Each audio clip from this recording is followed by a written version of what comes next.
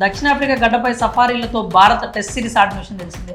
Test సిరీస్లో భాగంగా సెంచరీలో జరిగిన మొదటి టెస్ట్లో ఇన్నింగ్స్ 32 పరుగుల తేడాతో భారత్ ఓడిపోయింది.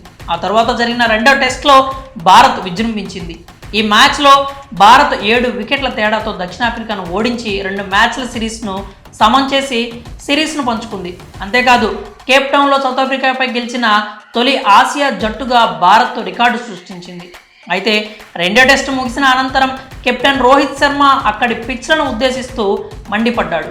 భారత్ పిచ్లపై కామెంట్స్ చేసే వాళ్ళంతా నోరు మూసుకోవాలని స్ట్రాంగ్ కౌంటర్ కూడా ఇచ్చాడు.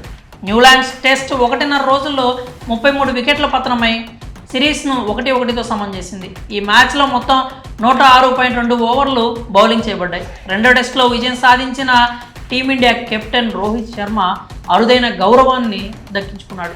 భారత్ టెస్ట్ మ్యాచ్లోని కెప్టెన్సీలో సౌత్ ఆఫ్రికాపై విజయం సాధించగా ఆ తరువాత అంతటి ఘనత హిట్మ్యాన్కే దక్కింది. రెండో టెస్ట్లో విన్ అయిన తర్వాత రోహిత్ పిచ్ల గురించి మాట్లాడుతూ చురకలంటించాడు. భారత్ పిచ్లపై అందరూ నోరు మూసుకున్నంత వరకు ఇలాంటి పిచ్లపై ఆడటం నాకు అభ్యంతరం లేదని తెలిపాడు.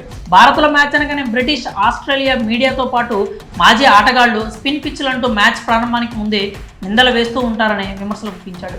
ఇలా మాట్లాడకుండా నోరు మూసుకొని ఉంటే పేస్ వికెట్ల గురించి కూడా తాము మాట్లాడమంటూ తెలిపాడు.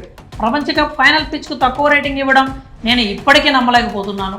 ఒక విదేశీ బ్యాటర్ సెంచరీ చేసిన తర్వాత కూడా ఆ పిచ్కు పూర్ రేటింగ్ ఎలా ఇస్తారు అని రోహిత్ ప్రశ్నించాడు.